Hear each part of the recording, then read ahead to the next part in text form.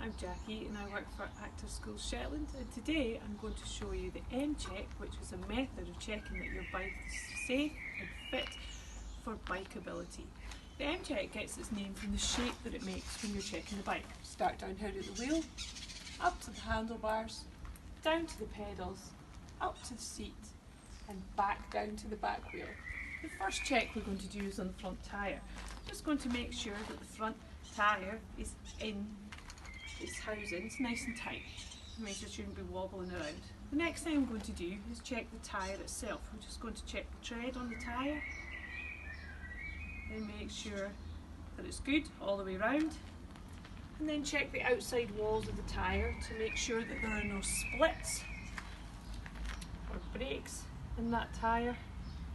And then we're going to check the spokes on the tyre. I'm going to hold on to the bike when I do this just to keep my fingers safe, and just keep your fingers clear of any breaks that you might have here or breaks that you might have at the top. And what you're looking for is that these are all nice and tight and there's none broken or loose. I'm also going to check that my tyre is inflated properly, as that's essential for using on the road.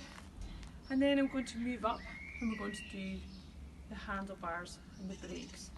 First thing I'm going to check is that my handlebars are nice and tight by gripping the front wheel between my knees and moving the handlebars side to side.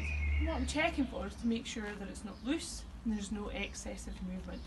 I'm also going to check that the wheel moves in the same direction as the handlebars when you turn it.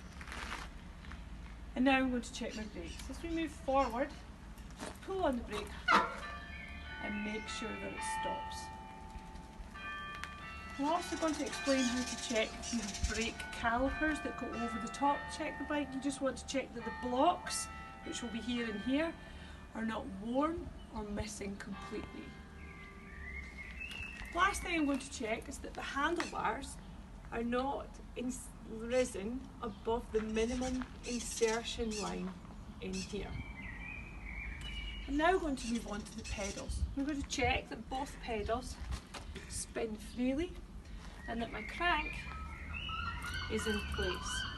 To do that, I'm going to lean on the crank, this bit here, side to side, and we're just going to check that nothing's wobbling from up and down the way or out of place.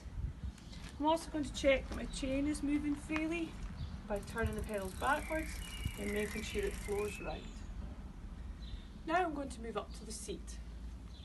In the seat, I just want to make sure that it doesn't move up or down or side to side, and that ensures that this is in tightly. We're now going to check and make sure that my seat post isn't raised above the minimum insertion mark. It's important that your saddle is fitted to the right height for safety and for comfort. We will talk about how to do this in a later video. Finally, I'm going to move down as the last part of the M-Check to do the back tyre. I'm going to begin with making sure that the back tyre is in place. I want to do this by holding it with one hand, just making sure that there's no extra wobble. I'm also going to turn my tyre, make sure it's moving freely, and I'm also going to check the tread on the tyre itself, remembering to check the outside walls as well to ensure there's no splits or tears. I'm going to hold the bike, check that I have no loose spokes, being extremely careful of this mechanism here and keeping my fingers safe. I'm also going to check I've got enough air in my back tyre, and then finally I'm going to check my back brake.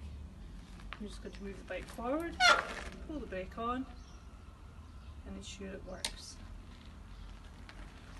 And that is the M-Check. If you require any further information, you can find this on Recycling Scotland's website under Bikeability under the heading Frequently Asked Questions.